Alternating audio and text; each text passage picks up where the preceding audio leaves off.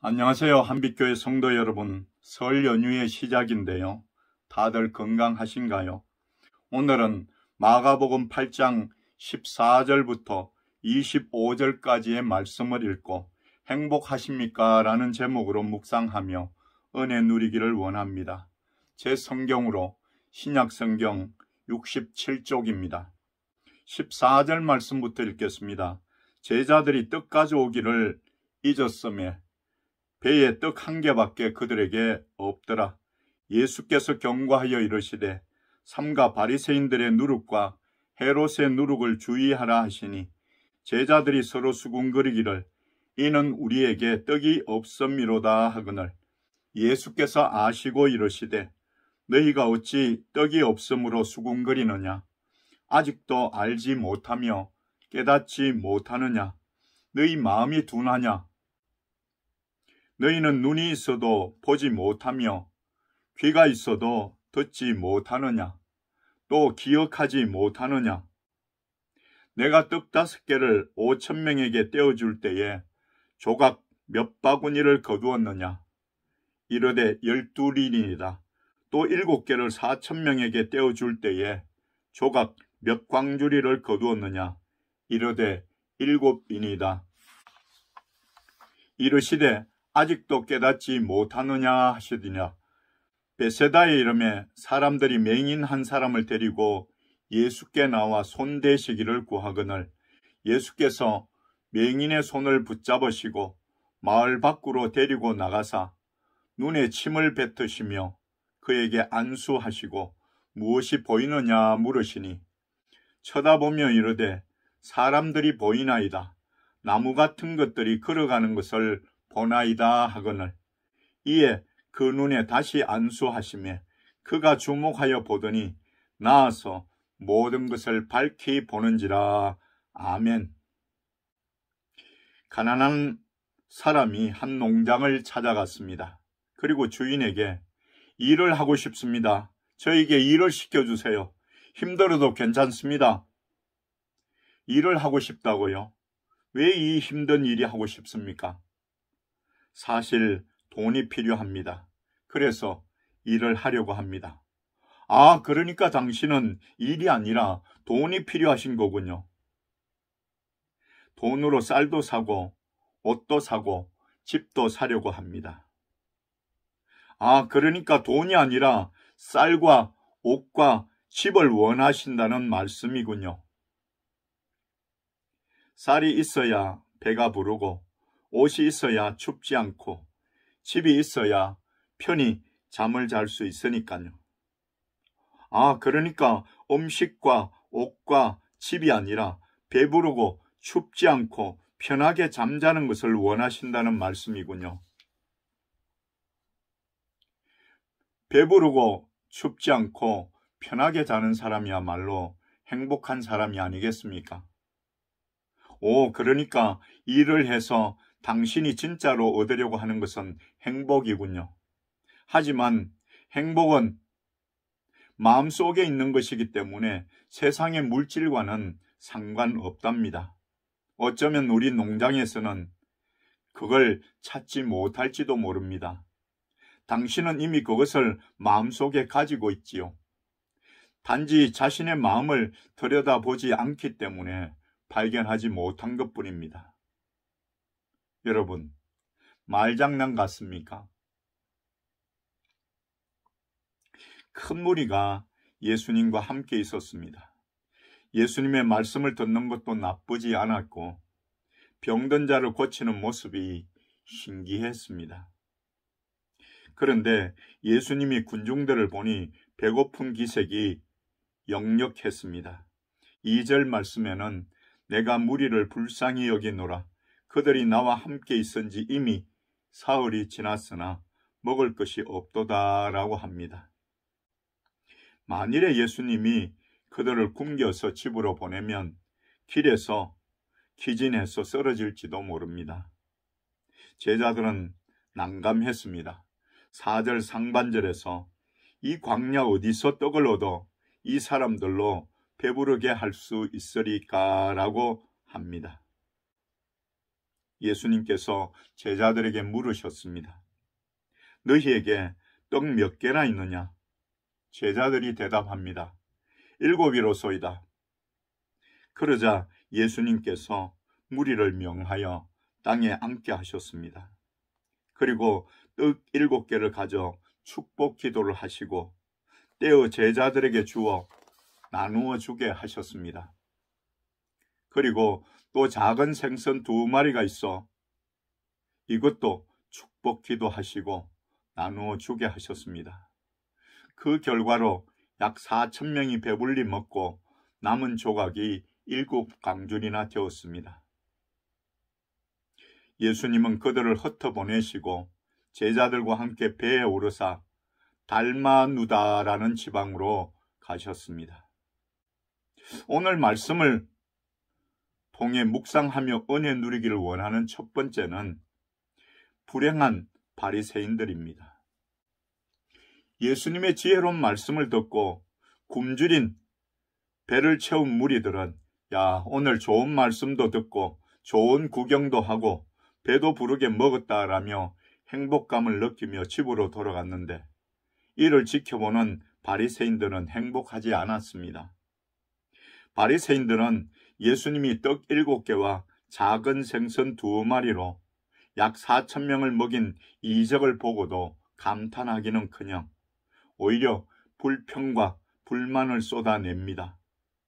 나아가서 예수님을 감정을 가지고 비난하는 어투로 논쟁을 하기까지 했습니다. 11절에서 바리새인들이 나와서 예수를 힐난하며 그를 시험하여 하늘로부터 오는 표적을 구하거늘이라고 말씀합니다.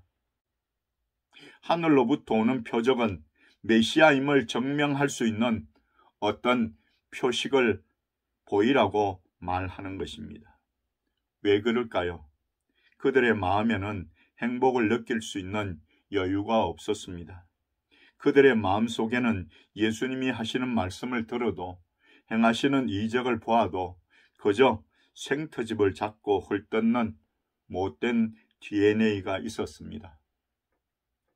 어떻게 하면 시비를 걸어 망신을 줄 수 있을까라는 생각이 그들의 마음에 가득했습니다. 예수님께서는 마음속으로 깊이 탄식하셨습니다. 12절 하반절과 13절에 이르시되 어찌하여 이 세대가 표적을 구하느냐? 내가 진실로 너희에게 이르노니 이 세대에 표적을 주지 아니하리라 하시고 그들을 떠나 다시 배에 올라 건너편으로 가시니라고 말씀하십니다.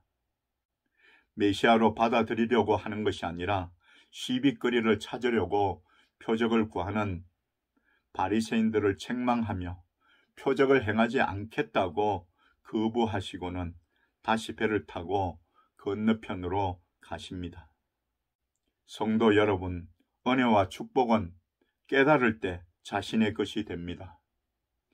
표적이나 기적도 믿음이 있어야 온전히 받아들일 수 있습니다. 그런데 하나님을 잘 믿는다고 하는 바리새인들은 은혜와 축복, 표적과 기적을 깨닫지도 못하고 예수 그리스도를 구주로 영접하지도 아니하며 오히려 힐난하는 불행한 사람들이었습니다. 사랑하는 한빛교회 성도 여러분, 우리는 예수님이 하신 말씀을 깨닫고 행하신 놀라운 일들을 보면서 은혜와 축복을 누려야 합니다. 그분이 누구신지를 분명히 알고 구주로 영접하는 행복한 성도들이 다 되시기를 바랍니다. 두 번째로 생각할 것은 불행한 제자들입니다. 그때는 예수님의 제자들도 불행한 사람들이었습니다. 배를 타고 건너편으로 가던 제자들이 고민에 빠졌습니다. 그것은 떡 가져오기를 잊었으므로 배에는 떡이 1개밖에 없다는 것이었습니다. 성도 여러분, 좀 한심하지 않습니까? 조금 전에 예수님이 베푸신 7병 2의의 기적을 보고서도 그저 먹을 것 걱정입니다. 이런 제자들을 보시며 예수님은 삼가 바리새인들의 누룩과 헤롯의 누룩을 주의하라 하시니라고 15절 하반절에서 말씀하십니다. 그런데 제자들은 바리새인의 누룩과 헤롯의 누룩이라는 말씀을 들은 때문인지 16절에 보니 제자들이 서로 수군거리기를 이는 우리에게 떡이 없음이로다 하거늘이라고 합니다. 제자들이 서로 수군거리기 시작했습니다. 주님과 늘 함께 하면서도 주님의 마음을 도무지 알지 못했습니다. 그래서 우리에게 떡이 없음이로다라고 엉뚱한 결론을 내립니다. 주님을 모르면 불행해집니다. 주님을 알아야 행복할 수 있습니다. 또 무엇이든지 드러내지 않고 수군거리는 것도 잘못입니다. 어느 사회에서나 수군거리면 문제가 생깁니다. 가정에서나 일하는 곳에서나 그리고 어느 단체에서든지 수군거리는 사람이 있으면 분위기는 깨지고 맙니다. 바른 결론을 내리지도 못합니다. 차라리 말씀하신 의미를 모르겠으면 예수님께 여쭈어보는 것이 빠릅니다. 알지 못하는 사람끼리 아무리 수군거려 봐야 소용이 없습니다. 지금도 마찬가지입니다. 여러분, 말씀의 의미를 모르겠으면 하나님 알려주십시오. 지혜를 주십시오라고 기도하십시오.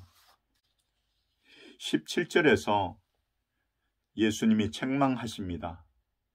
예수께서 아시고 이르시되 너희가 어찌 떡이 없으므로 수군거리느냐? 아직도 알지 못하며 깨닫지 못하느냐?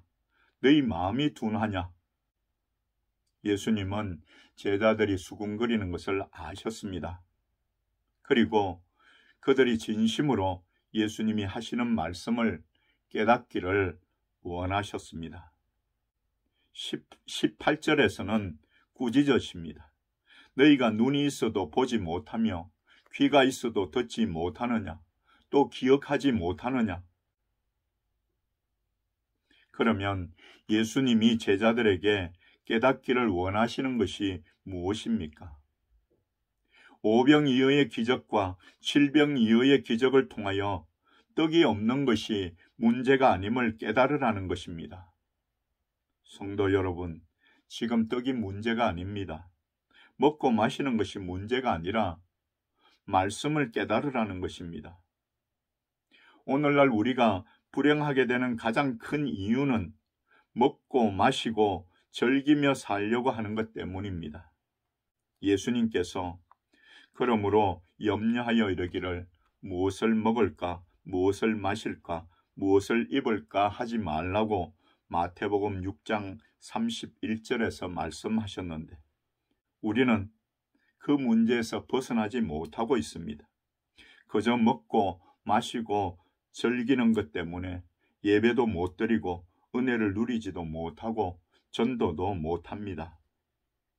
먹고 사는 것이 인생의 기본이라 해도 이런 문제에서 벗어나야 행복할 수 있습니다. 사랑하는 한빛교회 성도 여러분, 우리가 믿는 하나님은 전능하신 분입니다. 우리는 오히려 바리새인의 형식주의에서 오는 위선과 독선을 그리고 헤롯의 세속주의와 물질주의를 경계해야 합니다. 마지막 세 번째로 행복한 베세다의 맹인입니다. 예수님께서 제자들과 베세다에 이르셨습니다. 그런데 사람들이 맹인 한 사람을 데리고 나와 예수님께서 고쳐주시기를 바랐습니다. 그런데 여느 때와 달리 예수님께서 그를 고치시는 과정이 좀 특이합니다. 23절과 24절 말씀입니다. 예수께서 맹인의 손을 붙잡으시고 마을 밖으로 데리고 나가사 눈에 침을 뱉으시며 그에게 안수하시고 무엇이 보이느냐 물으시니 쳐다보며 이르되 사람들이 보이나이다. 나무 같은 것들이 걸어가는 것을 보나이다 하거늘. 말씀으로 또는 손을 대시며 단번에 병을 고쳐주시던 예수님께서 조금은 다른 모습으로 맹인을 고치십니다. 맹인의 손을 붙잡으셨습니다. 그리고 그를 마을 밖으로 데리고 나가셨습니다. 또 눈에 침을 뱉으시며 그에게 안수하셨습니다. 그리고 무엇이 보이느냐고 물으셨습니다. 베세다의 맹인이 치유받는 과정을 영적으로 한번 생각해 봅니다. 첫째, 예수께서 맹인의 손을 붙잡으셨습니다. 성도 여러분, 우리는 예수님의 손에 붙잡혀야 하고 우리도 예수님을 붙잡아야 행복할 수 있습니다. 둘째, 마을 밖으로 데리고 나갔습니다. 방해를 받지 않고 치료하려고 하신 것 같습니다. 마을 안에서는 세상 일로 분주하여 주님께 집중하기 힘이 듭니다. 성도는 때로는 세상을 벗어나야 온전히 예수님을 의지하여 은혜를 누릴 수 있습니다. 셋째, 눈에 침을 뱉으시며 안수하셨습니다. 좀 특이한 방법을 사용하셨습니다. 얼굴에 침을 뱉으면 모욕으로 받아들일 수도 있습니다. 그런데 침을 사용하여 치료하는 행위는 당시의 풍습이었습니다. 그리고 예수님은 누구보다도 사람을 인격적으로 대하셨던 분입니다. 그러므로 우리가 여기서 생각할 것은 때로 무시당하고 욕을 먹어도 믿음으로 인내하고 이기면 행복할 수 있다는 것입니다. 넷째, 희미하게 보인다는 대답을 들으시고 다시 안수하셨습니다. 환자가 직접 회복의 과정을 체험하게 하시며 예수님을 더욱 신뢰하게 하십니다. 성도 여러분, 하나님께서는 어떤 방법으로든지 자신의 주권을 드러내십니다. 다른 때와 달리 예수님께서는 점진적인 과정을 통하여 맹인의 눈을 치유해 주셨습니다. 토기장이가 도자기를 만들 때 자신이 원하는 작품이 나올 때까지 여러 과정을 거치며 각고의 노력을 기울이는 것처럼 주님은 우리를 귀한 그릇으로 만드시기 위해서 오랜 연단의 과정을 통과하게 하십니다. 베세다의 맹인은 예수님을 만나기 전까지는 불행했습니다. 앞도 보지 못하는 캄캄한 현실 속에서 절망할 수밖에 없었습니다. 그런데 그가 예수님을 만났습니다. 예수님의 손에 붙잡혔습니다. 세상을 떠나 주님의 품에 안겼습니다. 예수님에게 안수를 받았습니다. 그제야 세상이 보이기 시작했습니다. 사람들이, 나무 같은 것들이 보이기 시작했습니다. 그리고 주님도 자신도 보였습니다.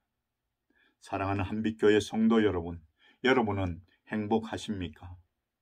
바리새인들은 예수님이 행하시는 이적을 보고도 믿지 못하고 오히려 예수님을 비난하는 불행한 사람들이었습니다. 제자들은 그저 먹는 것 걱정이었습니다.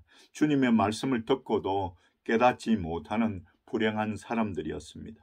그러나 베세다의 맹인은 주님을 만나서 행복해졌습니다. 25절 하반절에 나아서 모든 것을 밝히 보는지라고 말씀합니다. 주님을 보고 자신을 보고 세상을 보는 행복을 누립니다.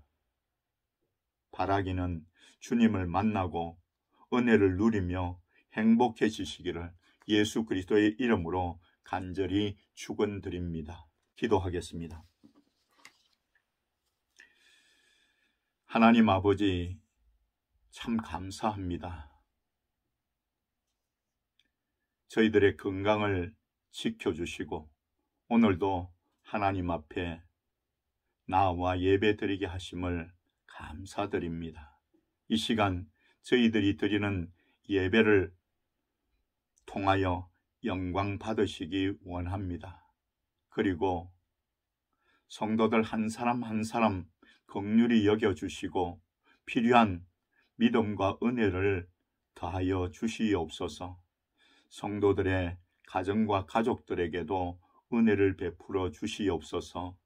설 연휴 동안도 각종 질병들과 재난들로부터 지켜 보호하여 주시옵소서. 하나님, 성도들 중에 연약한 성도들이 있습니까? 연약한 부분들이 있습니까?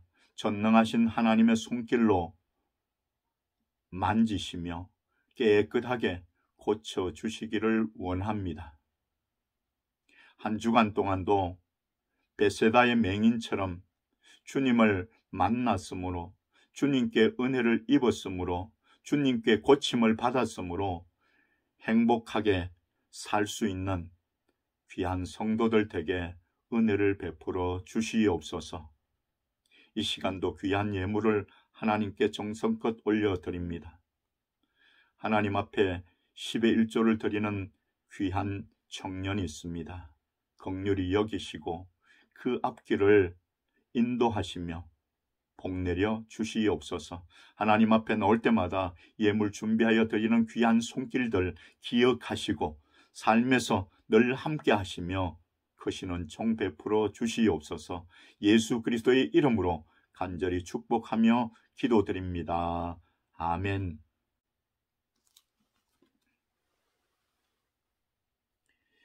이제는 우리 구주 예수 그리스도의 크신 은혜와 하나님 아버지의 크고 놀라우신 사랑하심과 성령님의 충만 역사 위로 교통하심이 오늘도 하나님 앞에 예배로 영광 돌리는 귀한 성도들과